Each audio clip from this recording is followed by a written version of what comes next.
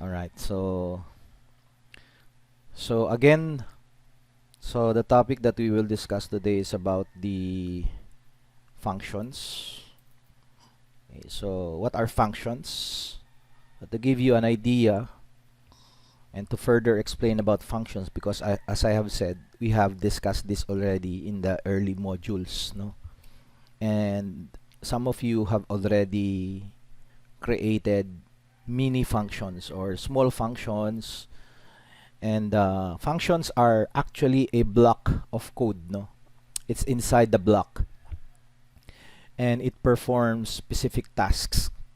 Okay, for example, if you want to create a program, like for example you want to create a circle and a color, and you want to color that circle, actually you can create two functions to solve the problem, no? The first function is to create the circle, and the other one is to create a color functions. So basically, dividing a complex problem into smaller chunks makes our program easy to understand and reuse. Okay? Now, there are types of functions, in C programming. The first type is what we call, let me do this like that. Okay? The first function is what we call the standard library functions. Okay? This is the first type of the C programming function types, and the other one is what we call the user-defined functions. So these are the two types of functions that we can understand about C programming. In standard library functions, now let's start to talk about this more.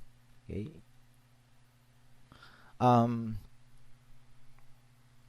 These functions are actually defined in the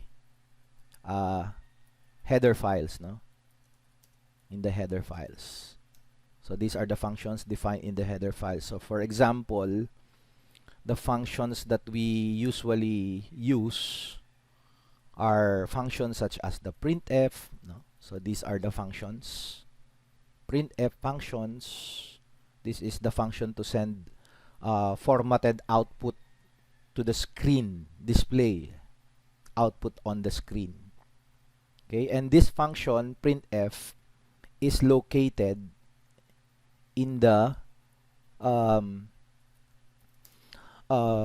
stdio.h header file. Okay, so if you want to use the printf, you have to declare the header file, no, which is the header file using the function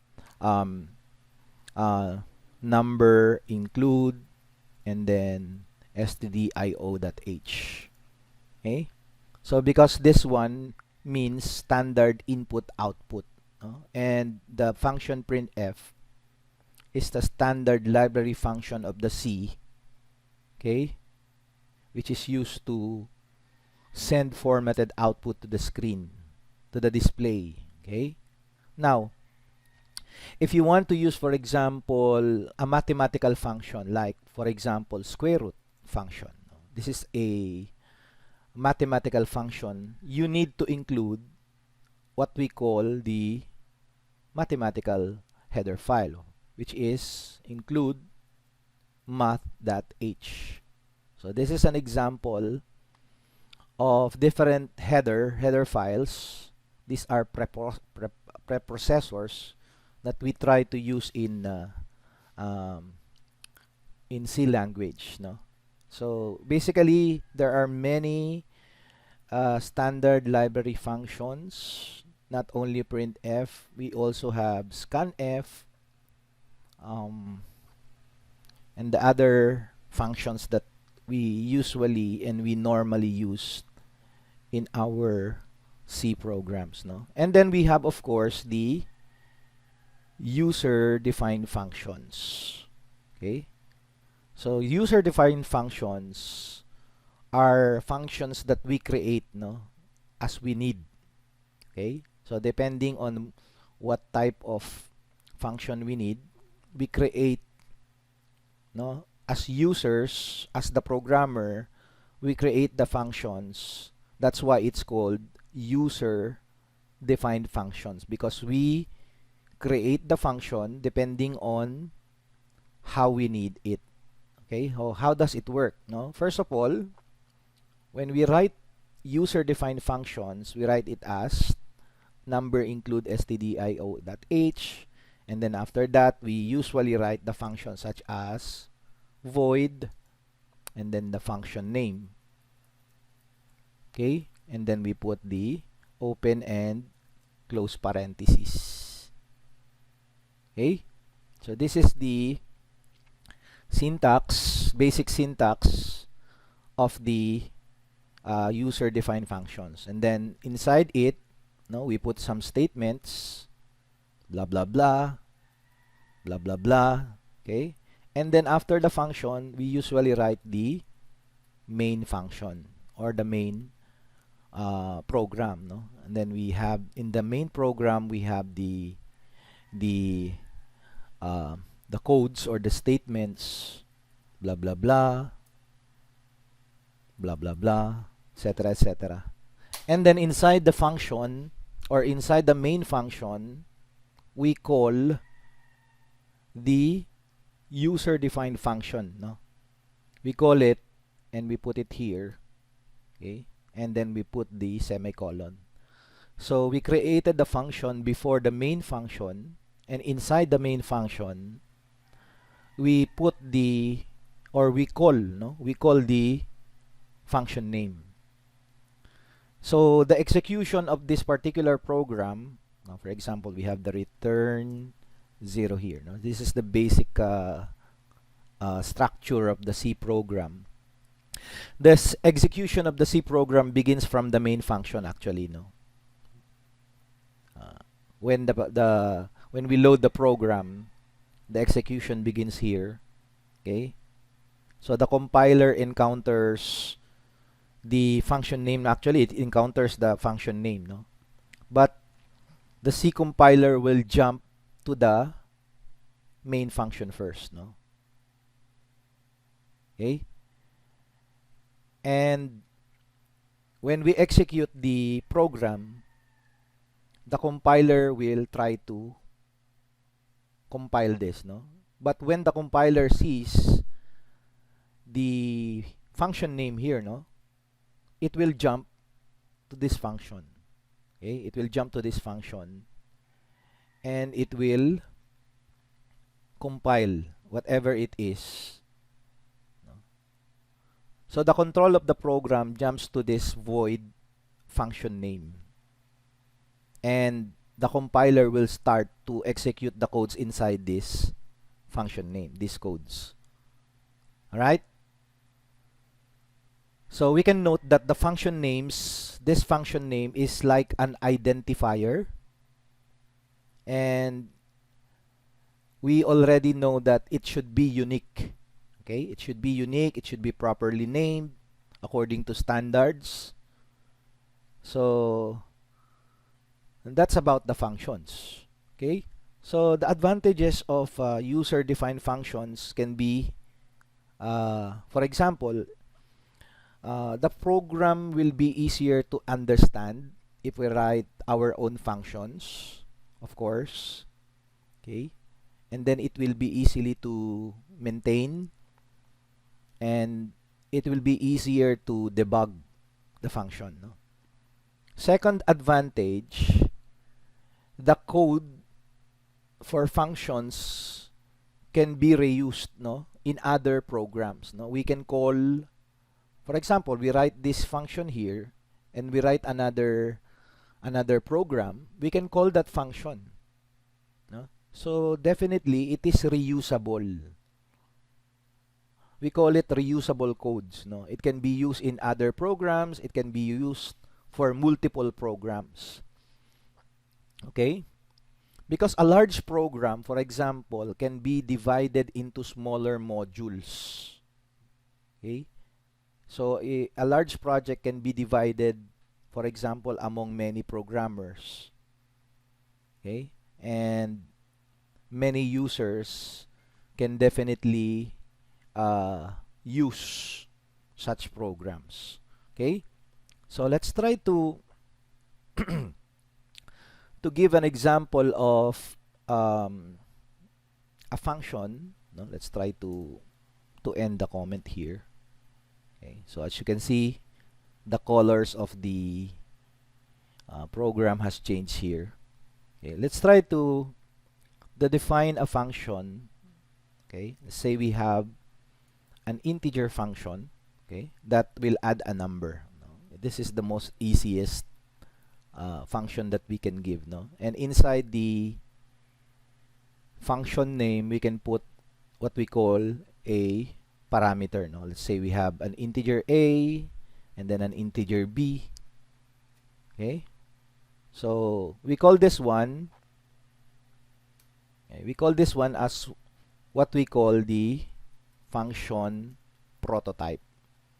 This is what we call the function prototype. Okay, and after that, no, actually we just declared the function here, but we will not put anything, no, yet. And then we go directly to the main program. In the main program, we can actually declare these two variables again. Okay, we can declare these two variables again, and actually we can declare another set of variables. For example, number 1, and let's leave this because this one is different. And then we can have n2 and then the sum, because we're getting two numbers and then we take the sum. So that's the function's definition. Okay, and then we can say that we can print. No, we will display something that asks the user to enter a number. Okay, or enter numbers. Okay, and then after that, we can try to use the scanf %d. Okay, and then let's put a space %d again because we are entering two numbers.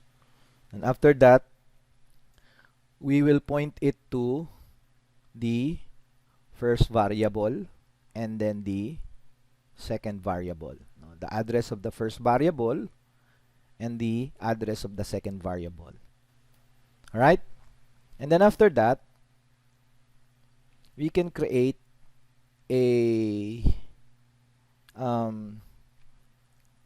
formula here, no, indicating the function here that we have declared, no. So basically, the function will be sum is equal to, then we will use the function add number. Okay, and then we will provide the parameters, no, because we need two parameters here. Okay, so but basically we will not use integer a and integer b. We will use instead n1 and n2 variables. Okay, and then after that, we will display it on the screen, and we will say the sum is equal to the integers, no, which is actually referring to the sum. Okay, so basically this is a very simple program, simple function calling the function that we declared above, no, this one. This is the function that we declared above. We call it the function prototype. Okay, and we call that function here, and then we insert the parameters of the two variables that we have declared here in our program. No, we ask these variables. Okay, So basically, we don't need this. But we need this return 0. So this is what we call the a simple structure of a function that we can run. No, actually we can run this and we can now determine the answer. For example, here in the console. Okay, so there's a problem here. So let me see the problem.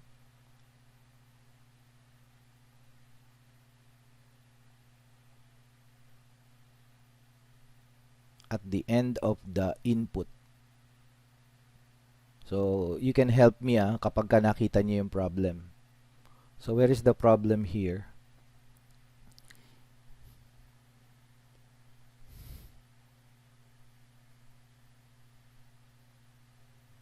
Okay. So wala pa tayong nilalagay nga pala, no, na function. So I guess we need to put something here, no? We need to add a function. For example, we can call this function again. No? This is actually the function that we will create. So we will create the function. Okay. So this is the function, and the function will say that we will introduce a variable here called integer result, no, referring to the sum, and actually the result will be equal to the variables a plus b. Okay, so you will notice that the variables declared inside the function is different from the variables declared in the main. What we will do here is to use these variables that we declared in the main function, and we will pass these variables to the parameters that belong here, no? Kulang pala siya. Okay, so yan. And then after that, we return the result. All right? So this is what we lack here kanina, kaya nagkaroon ng error. Okay, so we need to provide a statement for the this is what we call a function prototype, no? But when we try to do it this way, this is what we call, para alam niyo yung pangalan, this is what we call a function definition. Okay? So the name of the function that you declared here, kasi pag hindi natin ilagay yung function dito sa taas, okay? Actually kulang siya ng semicolon here. Okay? When we do not put the name of the function here, so di ba nagkakaroon ng error? So actually we can put this function above, no? But actually we can do it like this way. We just call the function prototype para ma-avoid natin yung error, and then we put the function definition here. Okay? Alright, so maybe we can run this program. Okay? So ayan, wala na siyang error. Maybe we can clear it first and then we can run it again. Okay? Ayan, it allows us to see that the user or the program is asking for numbers, no? We need to put two numbers. For example, 45 and then space and then 57, for example. And then when we enter this one, it should definitely put the sum, which is 102. Okay? So this program runs properly, no? Okay? So basically that is an example of a function prototype. So again, to explain to you what's a function prototype, this is simply the declaration of a function that specifies the function name, of course, no?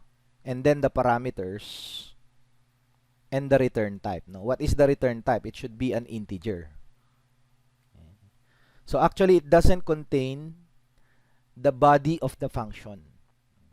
And what this function prototype does is to give information to the compiler, no? Parang yung sinasabi, hey compiler, later you will have to run me, no? Parang sinasabi niyang ganun kay compiler. So I'm showing up now, but you can run me later, no? Once na nakita ni compiler na kinocall na siya. Okay? You can call me anytime, parang sinasabi dito ni function prototype kay compiler. You can run me anytime you want if you meet me later. Okay?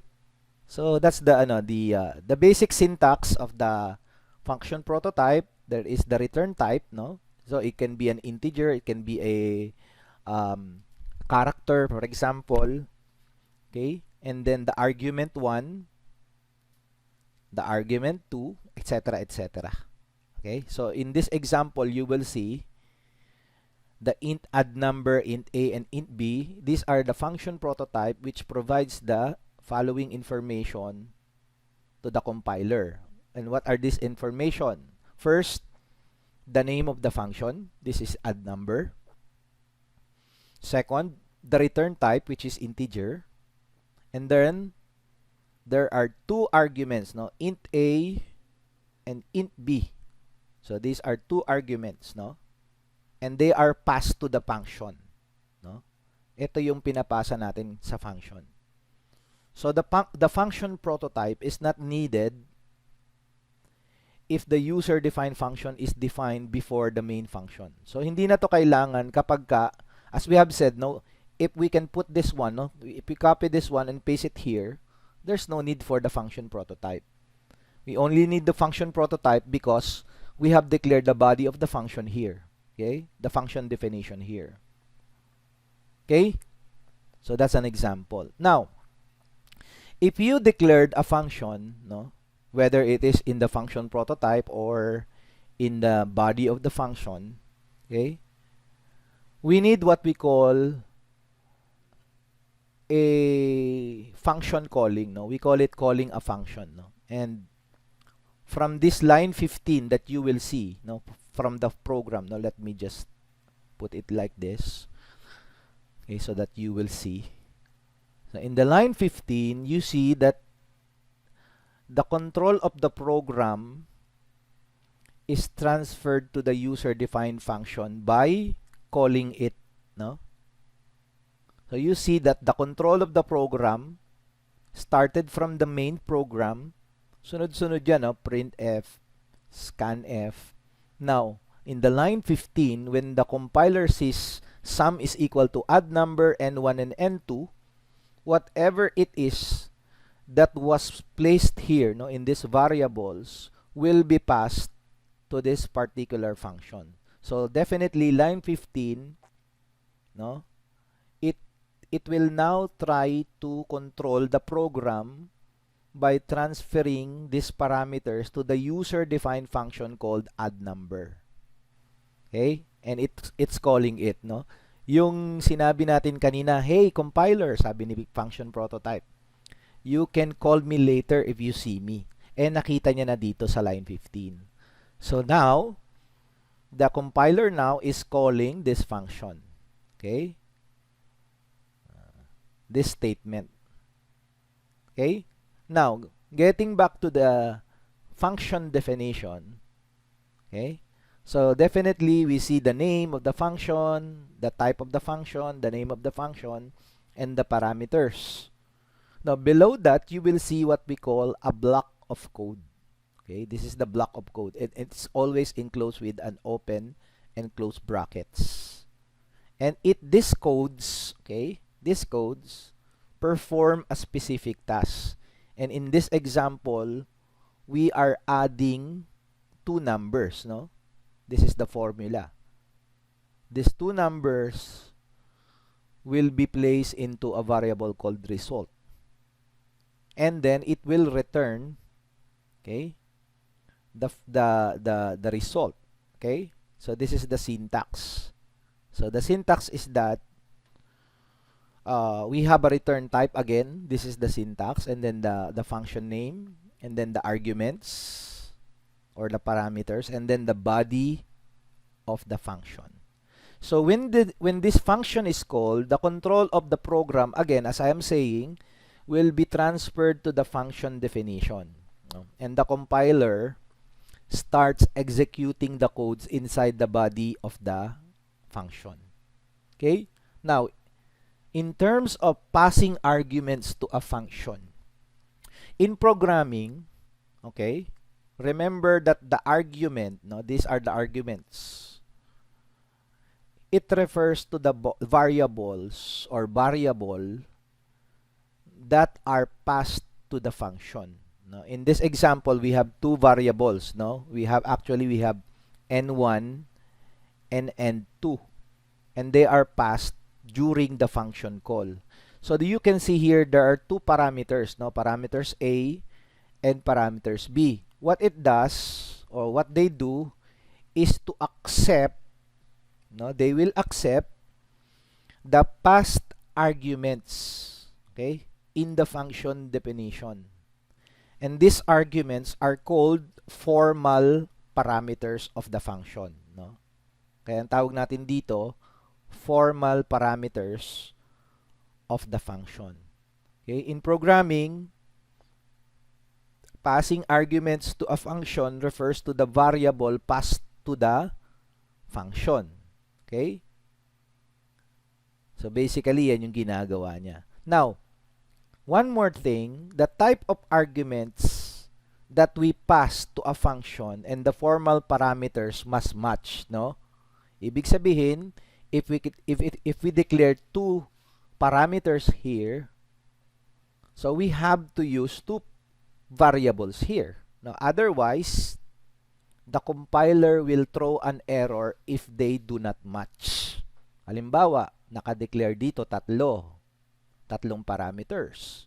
Pero, in your program, in your main program, you are only using one or two parameters instead of three. So, mismatch yun. Otherwise, magkakaroon ng problema yan. The compiler will throw an error. Okay? And also, another thing, if n1, no, for example, if n1 is of a character type, di ba, integer type siya. Pero, ang ginawa mo sa main program mo, ginawa mo siyang character type, no? So, definitely, this A should also be a character. So, hindi siya dapat integer. So, dapat parehas sila ng character type. Now, if n2, for example, is a float type, variable B should also be a float type. So, dapat pares-pares sa bilang, pares-pares din sa data type.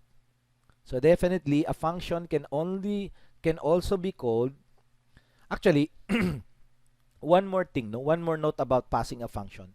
A function can also be called without passing an argument, no? For example, kahit wala to, yan, pwede yan, no? Pwede yan, walang argument inside. All right? So, pwede ring meron, pwede ring wala. Okay, that's the beauty of using and declaring a function and an argument. Now, you will notice here the result. Okay? So, this is what we call the return statement. No? In this return statement, what it does, okay, can we just mute the,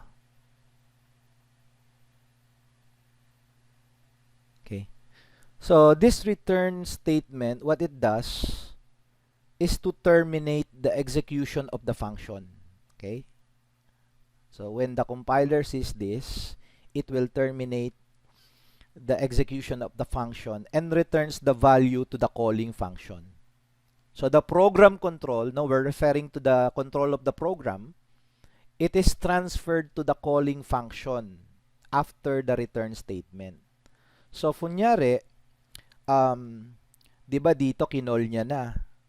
So, it will execute this body of the function, and then when the compiler sees return result, this result will be returned actually here, no, in the main program. So yun yung program control, no? The program control is transferred to the calling function after the return statement. So in this example, you will see the value of the result variable, the value of this is returned to the main function. Okay? And the sum variable in this main function is assigned this value. Okay? Now remember that the syntax of the return statement is somehow typically like this, no? So this is the syntax. We have the return, and then we have the expression. So any expression will do. Right? So this is an example. Let me have this. This is an example of a return expression. So we can also have other examples of return statements, such as, for example, we have return A, something like that, no? Or pwede rin return A plus B. It's a combination of a mathematical expression. Okay? So the type of the value returned from the function and the return type specified in the function prototype and function definition must match, basically. Okay? So, any questions so far with our topic? Alright, so only one answered. So if you have some questions, you can type in using the public chat. Okay, so basically that's the definition. So I'm explaining to you the function so that you will understand how function works.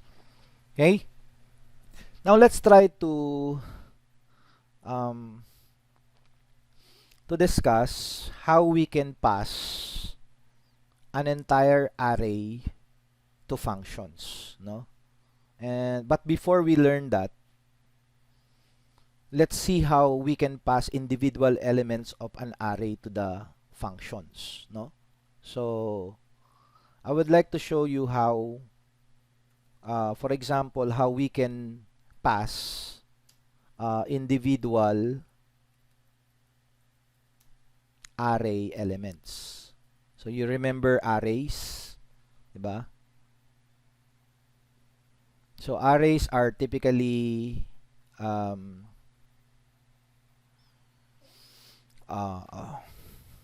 you declare a variable and then you have plenty of elements, you can put it in an array. Okay, that's the definition of what we call an array. Now, passing array elements to a function is also similar to passing variables to a function, no? For example, no? Let's try to create a function called display.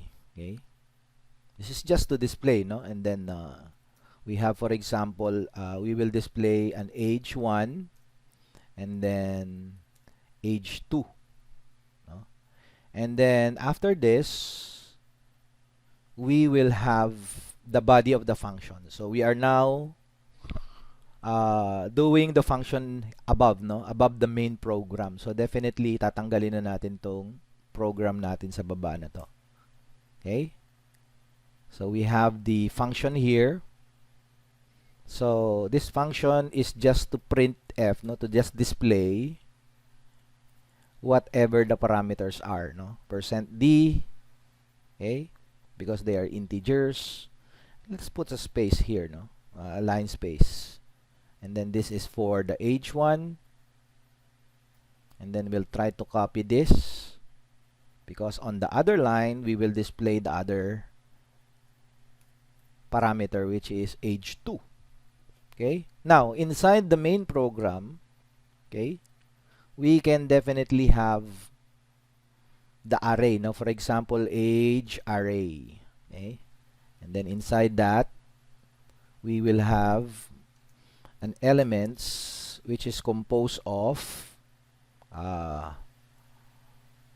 composed of the following, no? For example, we have 2, 7, 9, and 15. Those are so we have how many elements? We have 4 elements. Now, let's try to delete this. Okay?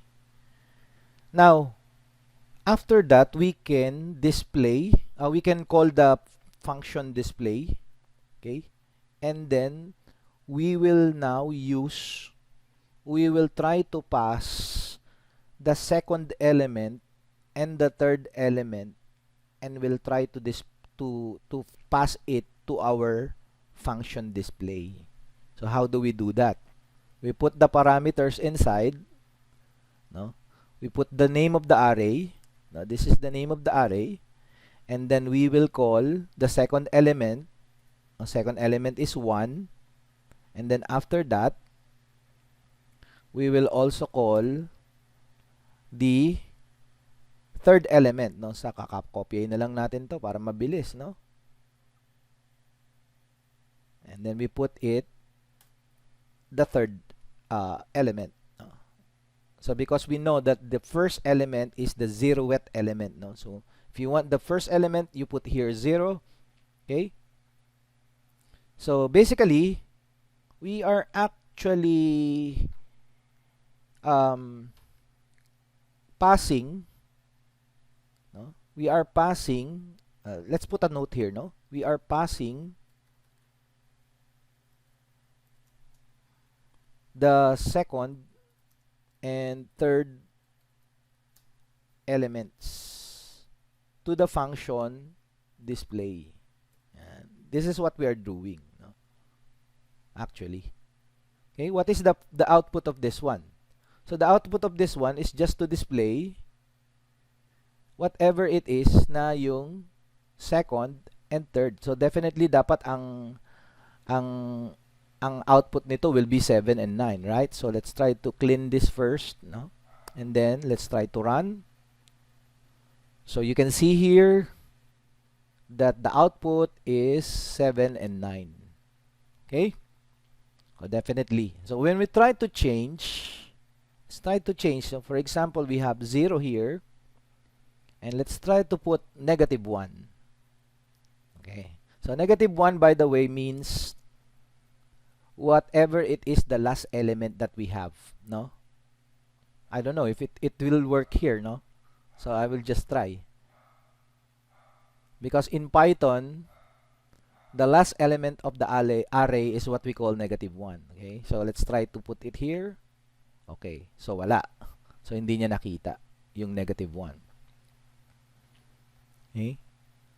So but definitely nakita niya yung first element, which is 2, right? Kasi sa Python, it's -1, no? -1 is the last array. Because sometimes, if we don't know how many elements that the array has, we usually use it in Python programming, -1 as the last element of the array. Okay, we use -1. But here, we can't do that, no? So, as you can see, when I declared -1, it says it's 0, no? Meaning, wala siya nakita. Okay? Kahit na halimbawa negative numbers, try to refresh and then put it again, yan. -2, still, wala pa rin siyang nakikita. Okay? So definitely dapat ito will be the third element, no? So we're now displaying the first element of the array and the last element of the array, which is 15. Okay? So let's try to execute. And that's 2 and 15. Alright, this is what we call, as our topic denotes, passing individual array elements to a function. Okay? Now let's try to give an example now on how we can pass arrays. Okay? Maybe we can pass arrays now to functions. Okay? So this is what the example does, no? For example, okay, Okay, let me just erase this because we will create another function.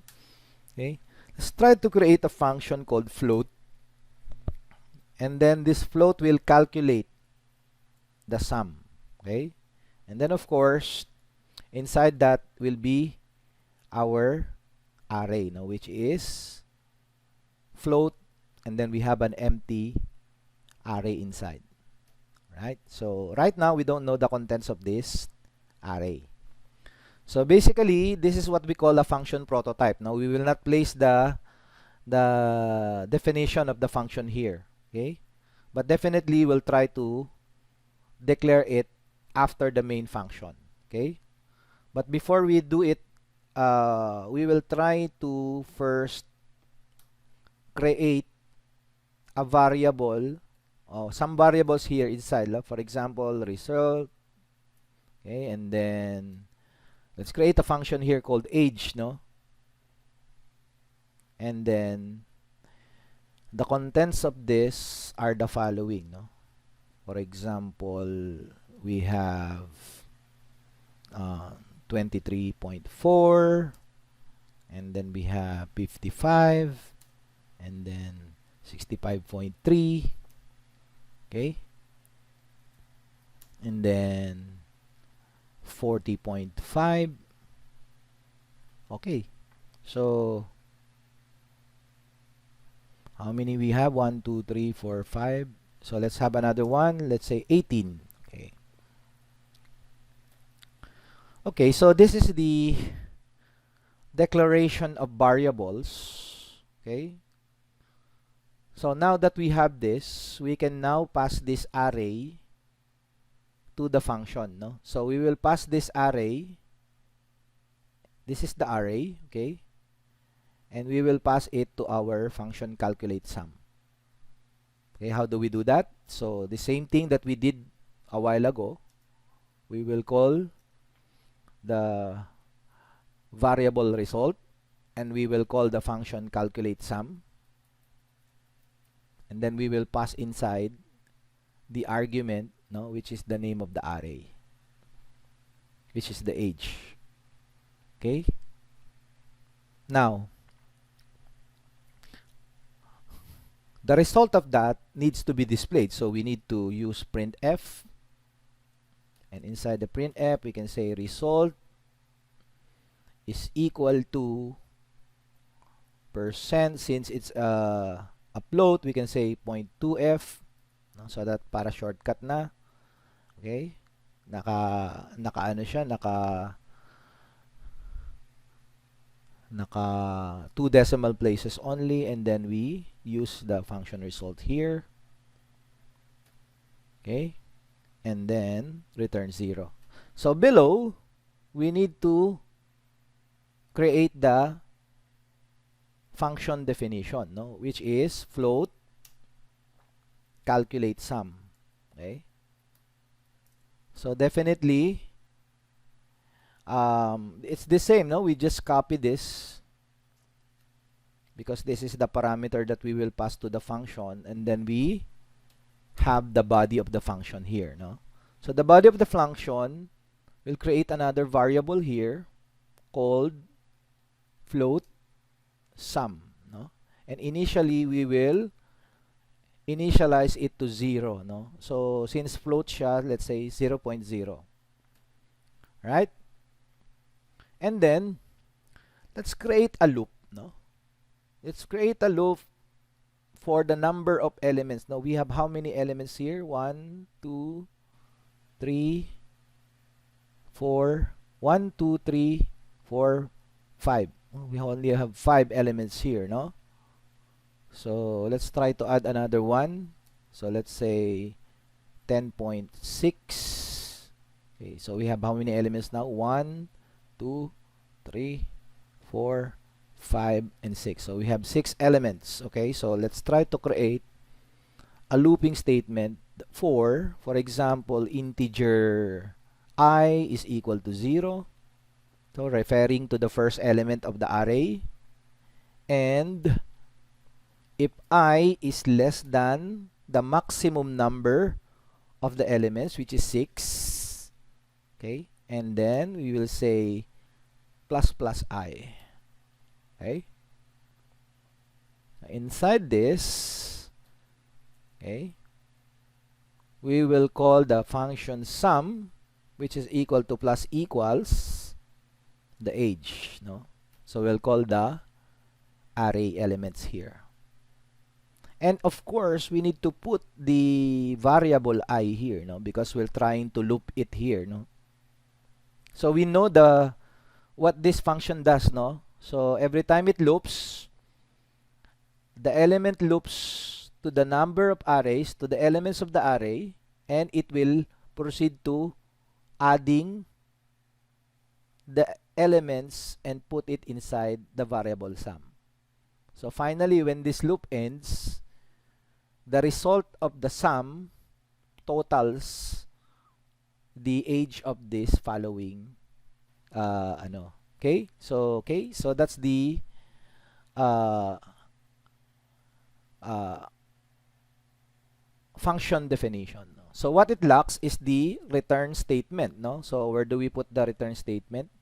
So we can put the return statement after the for loop, no? We can put it here, return. So what will we return? Of course, we will return the sum. And this return sum, no, it will pass this variable here to the parameter here, no, in the result. Okay? And then, of course, I think this is okay now. Maybe we can clean the console. And then maybe we can run the program. Okay, let's try to run the program. So, what will be the result of adding all those elements inside? So, maybe we can check. So, I think there's an error here. Okay, let me see the error. Oh, okay. So, the error here is that the age here is not declared, no?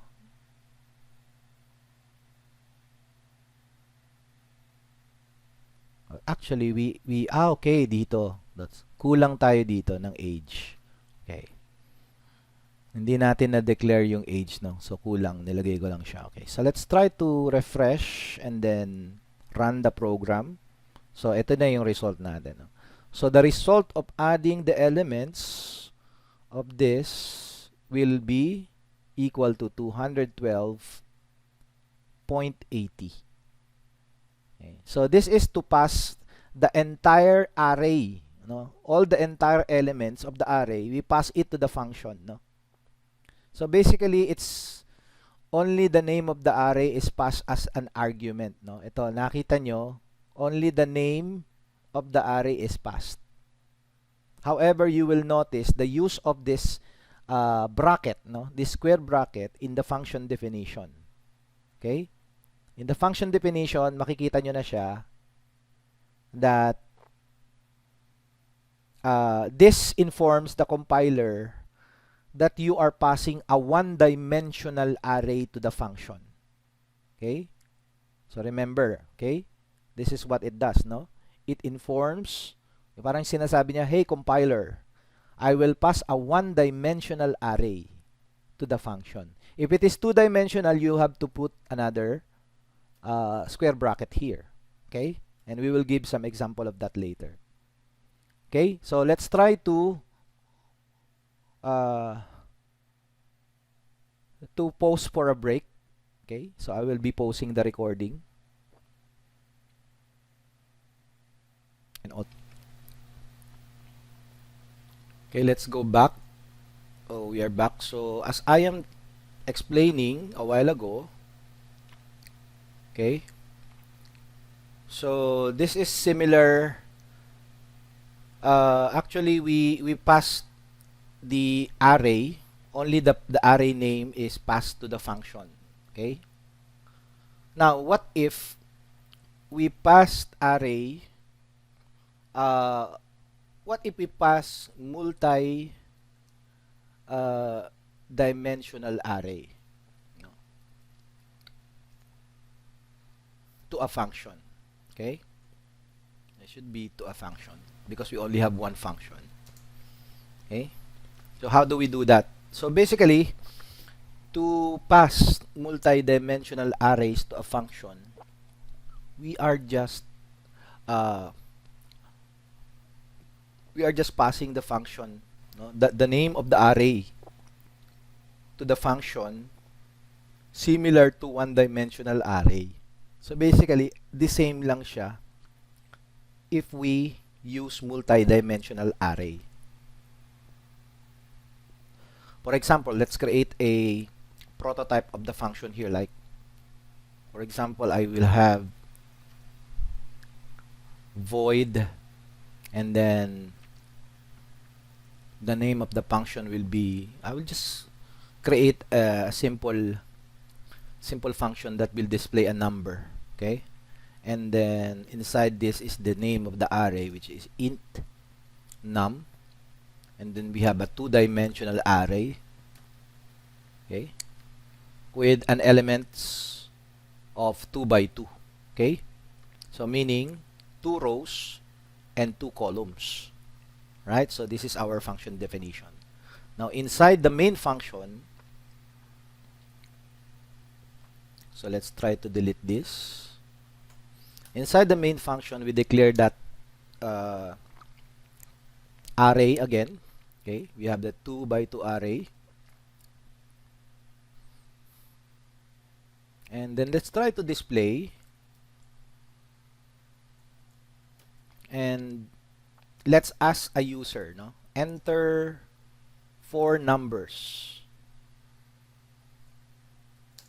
Okay, we'll ask the user to enter 4 numbers, and then let's try to use looping statements.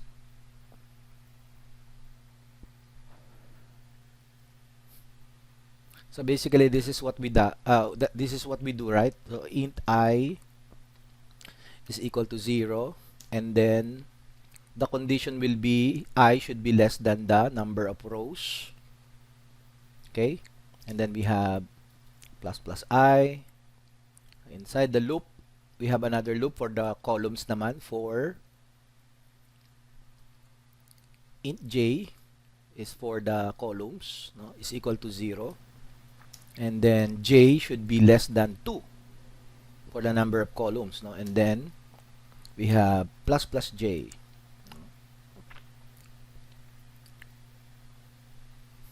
Alright, so inside this, maybe we can do the scanf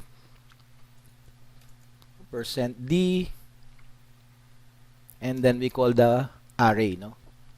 The address of the array is @num, and then we call the elements of the array such as the number of rows and the number of columns.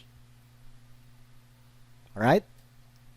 Now, how do we pass now the multi-dimensional array in our function that we created here, which is the void display number?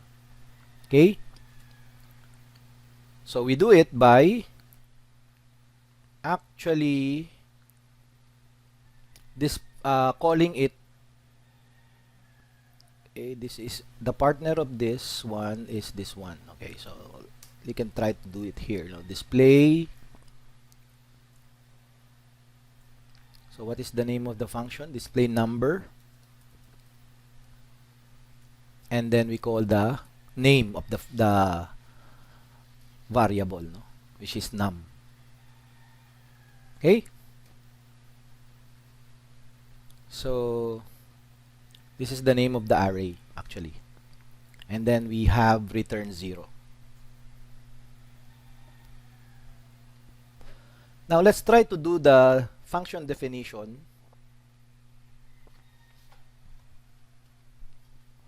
So we can copy the function prototype here, and we can paste the function definition here.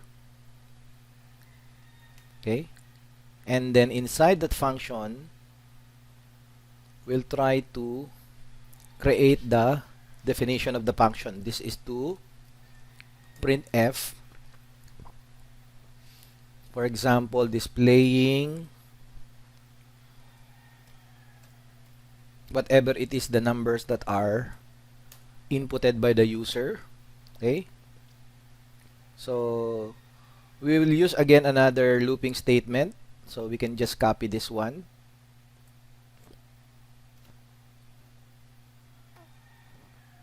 Okay, this is for the rows because we have two-dimensional array here.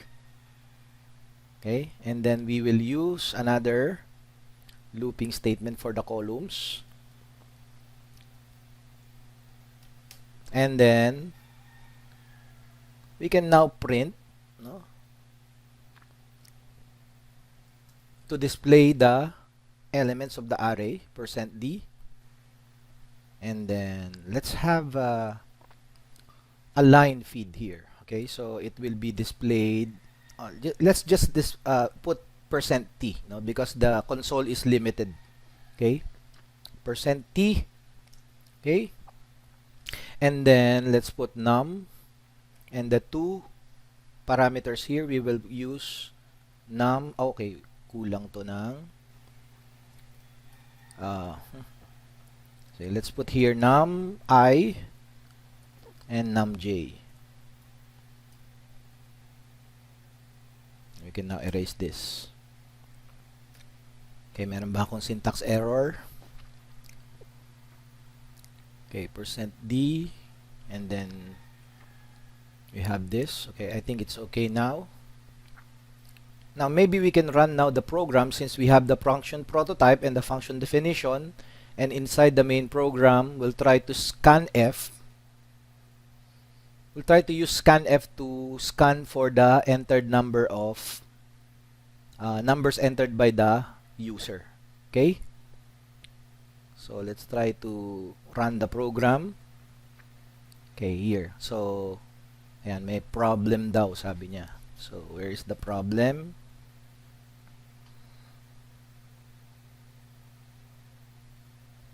Okay, display numbers or display number.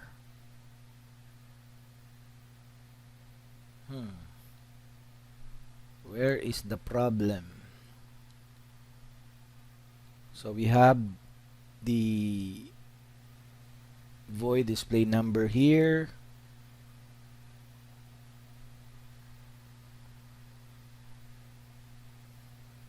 In line 26. So where is my problem here? So tama naman. Oh, ito mali. This one is wrong, no? It should be I. Okay? It should be I. I think okay na siya. Oh, let's try to run. Ayan. Oops, may mali pa rin. Mali kasi kinapi lang natin, no? Kasi dito should be I. Okay, so that's the debugging. Okay, so ayan, nag-run na siya. So this is how the program works. The enter will try to the user will try to enter 4 numbers. So let's try to have, for example, 1, 2, 3, and 4, and then press enter. So it will now display using the, as you can see, it is now being displayed as 1, 2, 3, 4. No? 1, 2, 3, 4. So basically that's the concept of passing the parameters, no? You can note that you can pass the arrays to the function. Okay? However, the problem with this is that you cannot return arrays from function, no? So you can only pass multi-dimensional arrays to a function, but you cannot pass you cannot return arrays from a function. Okay? So any questions so far with this? This is just similar to the one-dimensional array that we have given a while ago. Okay?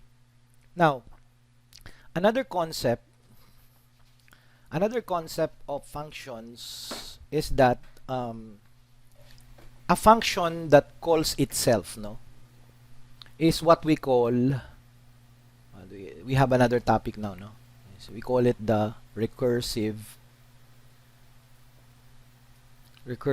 function. No? And a function that calls itself, which is known as a recursive function, is what we call recursion. No? Recursion. Okay. So kapag narinig niyo yung term na recursion, that means this is a function that calls itself. Okay? So how recursion works? Now, an example of that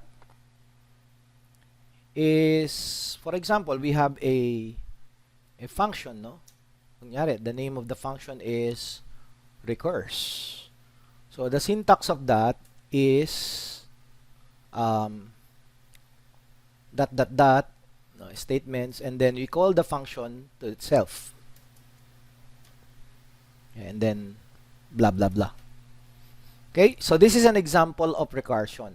Okay, the function, okay, this function is calling itself.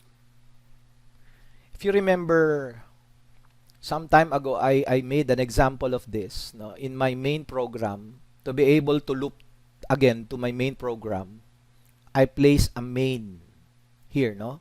In before the return statement, I put here main. So that means I'm calling this function main again to itself.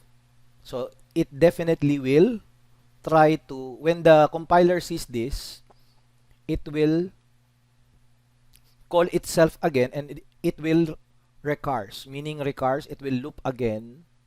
No? It will try to continue, no, until some condition is met to prevent it. Okay? So kasi kapag hindi ka naglagay ng, when we do not place something that will prevent this, it will continue to execute. Now you remember some time ago I created an example of this just for the testing, so that the testing will be continuous.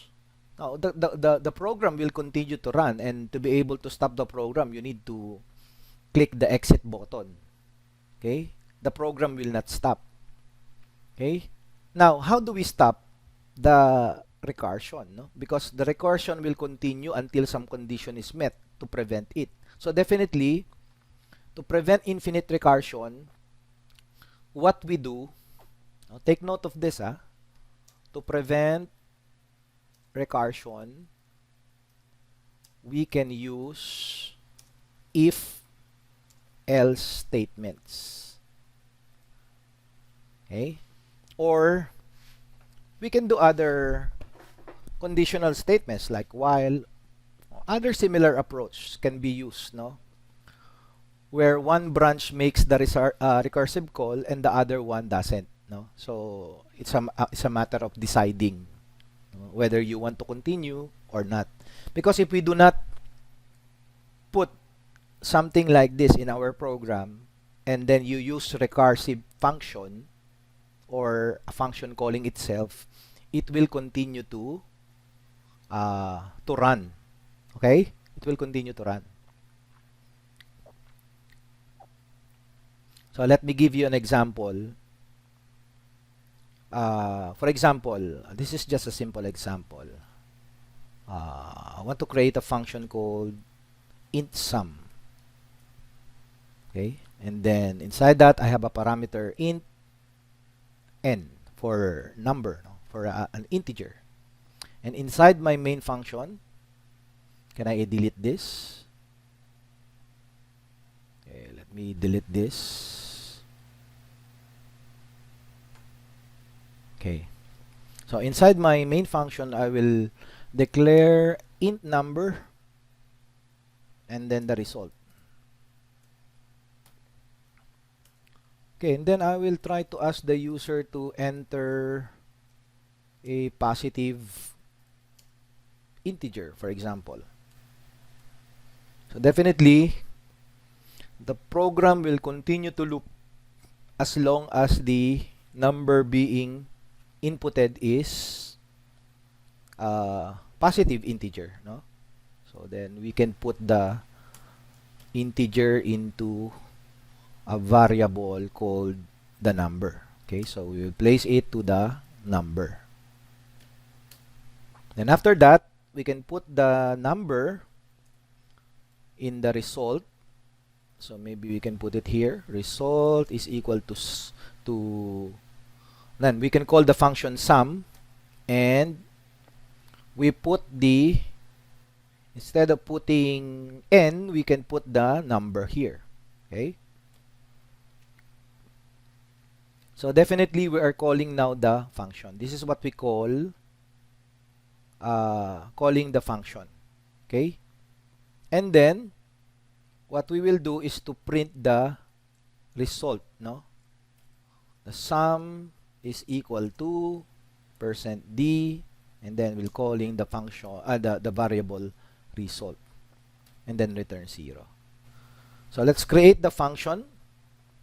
So the function will be, let's try to remove this, an integer sum. We have int n, okay, and inside the function we will write the conditional statement, no? Let's try to use if else statement. If n is not equal to 0, okay, then what we will do is to return n, no? Return n plus, then we will call the function here, no? So this is what we call a recursive function, because we are calling the function to itself, no? Sum will be equal to n minus 1. So what we are returning here is equal to, we are returning the number inputted, okay, plus the result, no? And then n minus 1. Okay? So else, we can write here else, we will just return n.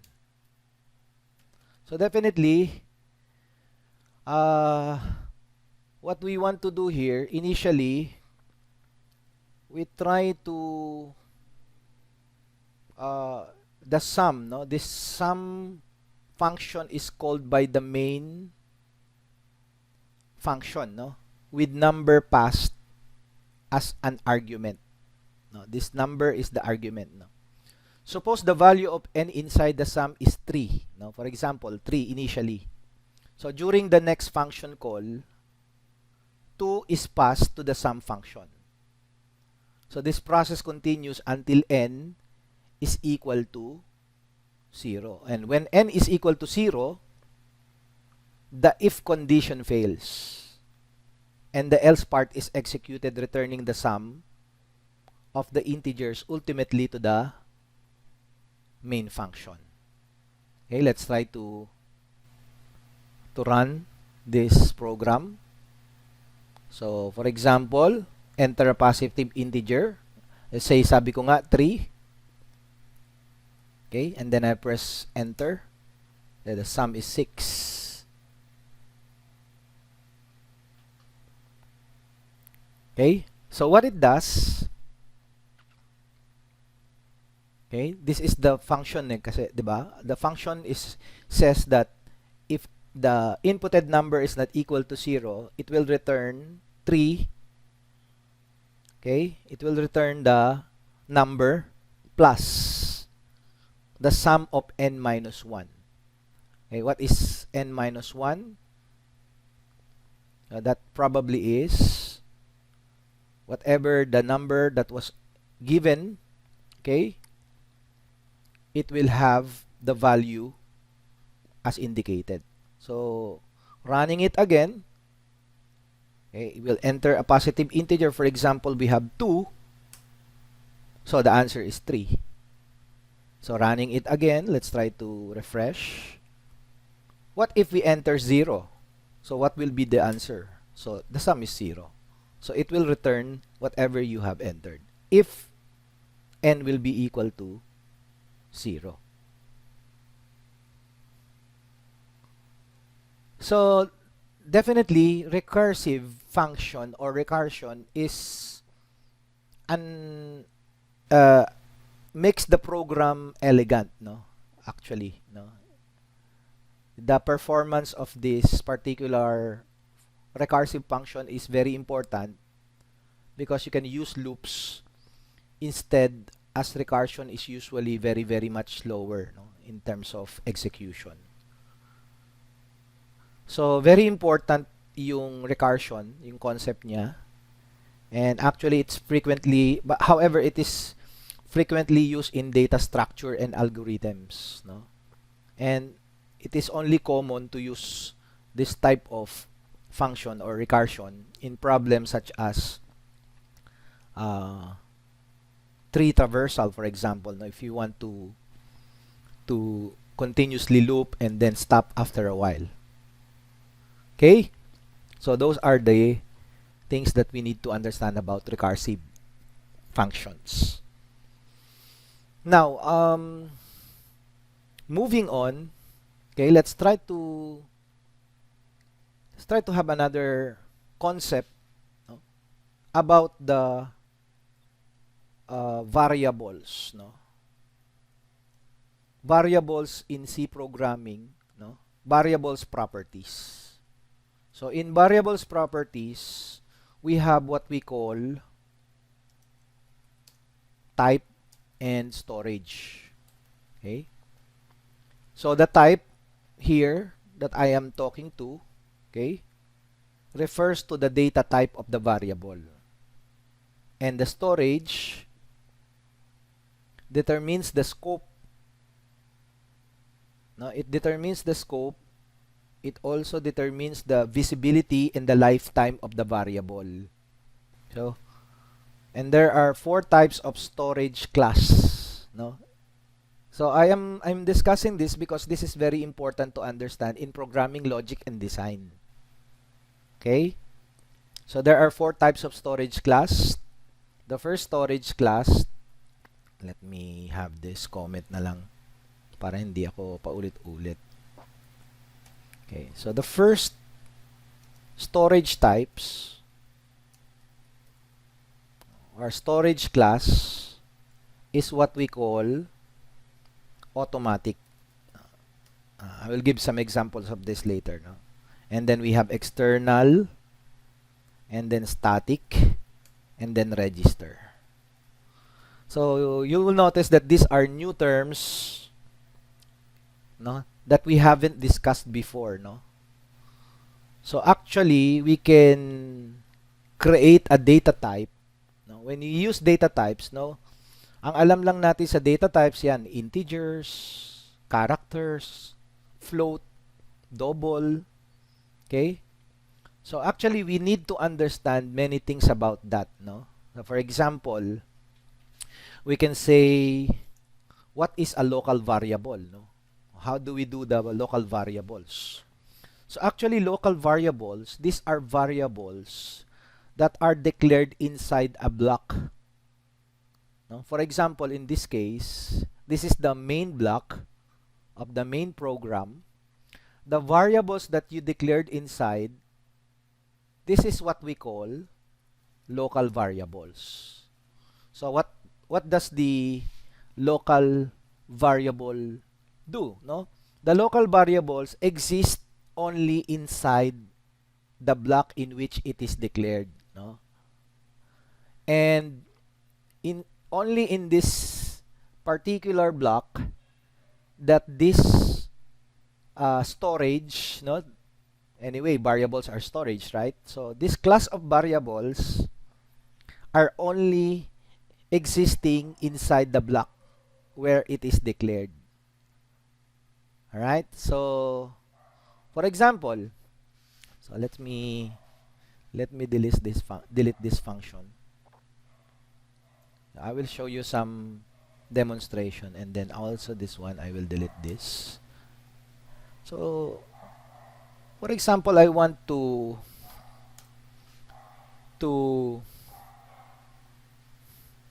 create a for loop here. Okay, let's say I'm declaring int I is equal to 0, and then I is less than or equal to 5, or less than 5, and then let's say I need to increment it to I plus, and then inside that I will use the function to print something, no? Like for example, C programming.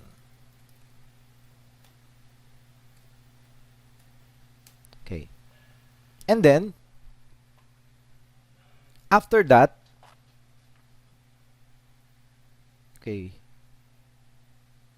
after this for loop, I want to print, no, the variable that was declared, no, which is I. Can I print this? Will this one be printed? So let me try to refresh the console and try to print this one. So you can see here that there was an error, no? It says here in function main, okay, there is an error in I, meaning I is undeclared. But we only declared I inside the for loop. Okay? But here, inside the main program, we want to we want to actually print I, no? So definitely we cannot do this, no? Now, running the program, we see the error, okay? It says here that it's an undeclared identifier, no? It's because I is declared inside the for loop block. So dito siya dineclare sa for loop block. Outside the for loop block, okay, it's undeclared. Okay? Undeclared siya. So to be able to use this program, kailangan we should declare it. It's either we declare it inside the function main, okay? So we have to declare the function, this function inside, no? This is an example of blocking, no? Inside the block, no? The declaration of the variable was intended only inside the block of the for loop. Now you have to understand where are you declaring your variables, no? Are you declaring it as a local variable to the main, or are you declaring it as a local variable to a function, or are you declaring it as a local variable to your loop? No? For example, I'll try to delete this. You have the main program. No? Inside the main program, you declare int n1, okay? And then after that, you have, for example, a void function here, no? Say you have a void function here.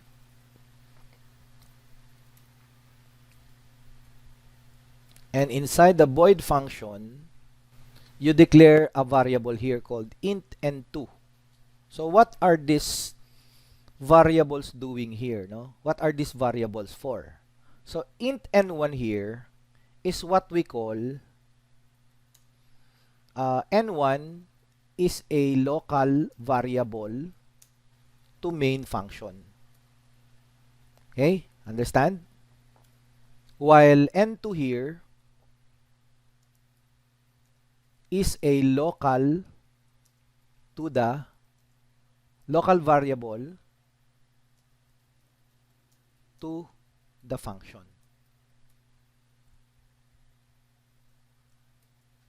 Okay? So let's remove this, yung the, para ma-identify natin. So definitely, when you declare an integer here, it's a local variable to the main function, and when you declare something inside the function, it's a local variable to the function. This means, what does this declaration here means? No, you cannot access n1 variable. Okay, you cannot access this n1 variable inside this function. No, di mo siya pwedeng ma-access. You can only access it inside the main function. Right?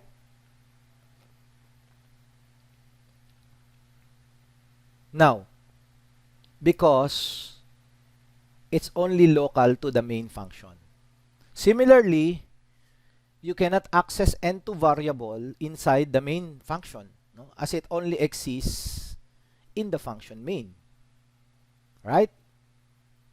So, ang tawag dyan ay local variable. Now, aside from local variable, we'll also have global, sorry for the spelling, global variable. Ano naman ang ibig sabihin ng global variables? Global variables are variables that are declared outside of all functions, no? See this, we can write here the definition that they are declared outside of all functions. Okay? And they are known as external or global variables, no?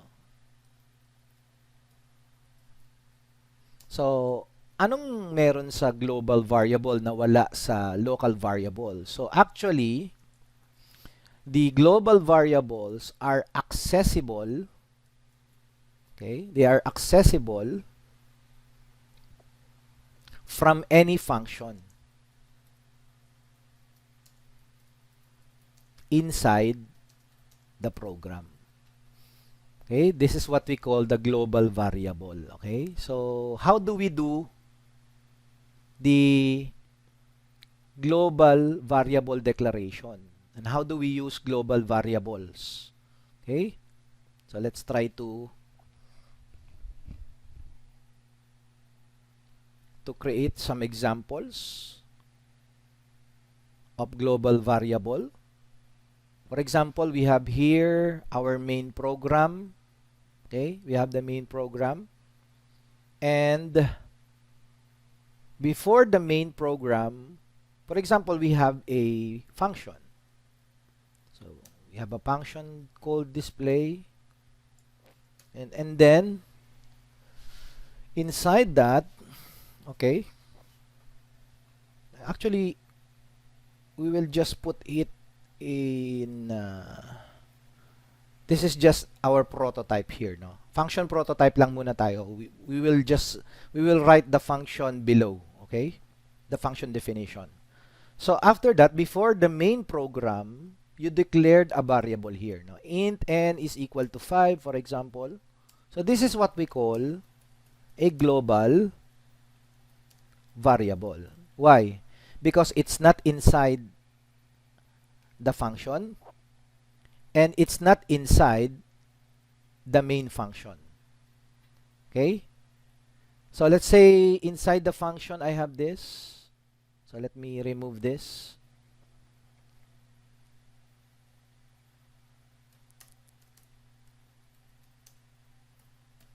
Let's say inside the function I have to increment it, no? Post increment the n, okay? And then I will try to call the display function. Okay? And then how do we do the display function? Of course, we need to declare our function here, which is void display, no? This is now my function definition. So this is a function, a type of function that do not pass a parameter. Okay? This is an empty parameter. And then inside that function, we will write ++n. Okay? And then we can print because the function is to display. So n is equal to %d, and then we can call the variable n. So actually, you can see here that the global variable n can be used inside the main program. It can also be used in the function. So definitely, it confirms the argument that it is accessible from any function inside the program. So making it as a global variable. Okay? Because it was declared outside the void function, outside the main function, so making it accessible for all. So can we run this program? So let's see what will be the result of the program. Okay, n is equal to 7. So that is the output. Okay? So if you try to use that variable in a different file, for example, so this variable is declared in this file, right? So you need to use this variable. You can use this variable in other files, for example, no? But you need to include some keywords in order to use it in file number 2. Okay? So another form, aside from global variable and local variable, we also have what we call the register variable. Okay, what is a register variable? Now, the register variable is used to declare register variables, no? And register variables were supposed to be faster than local variables, no? However, ito kasing mga register variables na ito, in modern compilers, no, like C program is a modern compiler, they are nowadays, the modern compilers are very good at code optimization, no? And there is a rare chance that these register variables are used. So definitely, unless you are working on embedded systems where you know how to optimize code for a certain application, for example, there is no use of register variables. So definitely, this is just used in the embedded systems, no? Yung register variables na ito. So you will understand that in your higher years when you have the embedded systems. Okay? Another type of variable is what we call static variable. So what is a static variable? So this is declared by using the static keyword, no? For example, ang example nito ay static int I. Yan. That's an example of a static variable.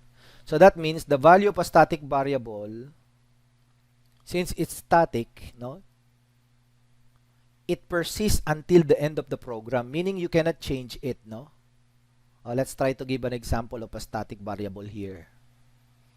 Let's say we have the same, the same function to display, and then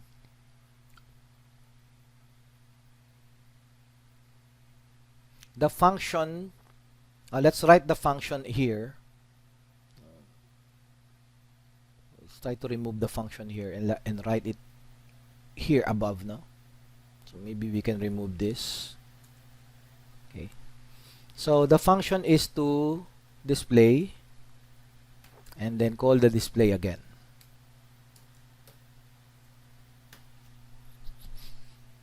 Definitely.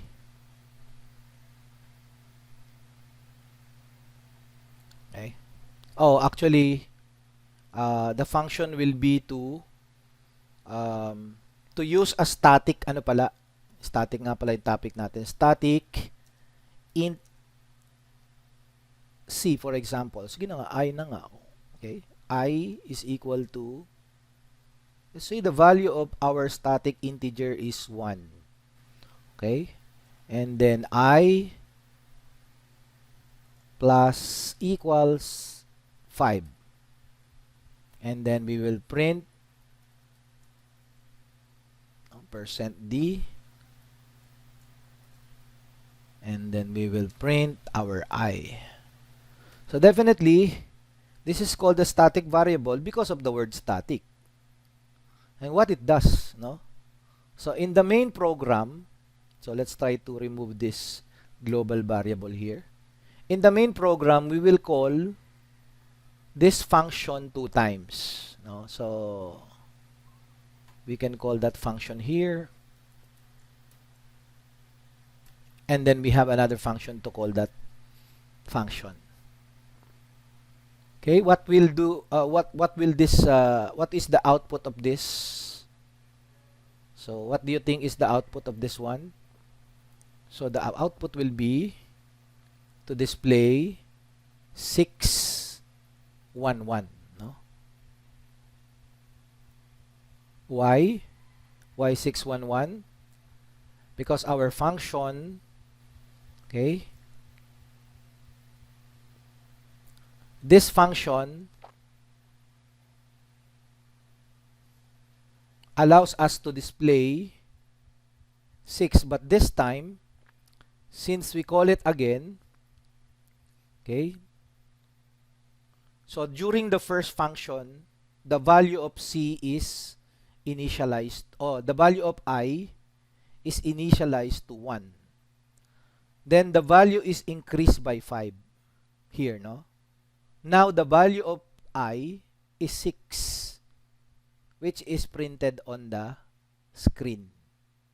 But during the second function, okay, I is not initialized to 1 again.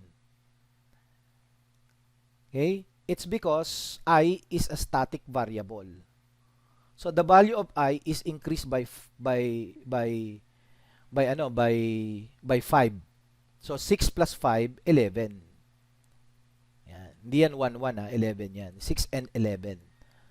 Now its value will be 11, which is printed on the screen. So the first time, it displays 6, no?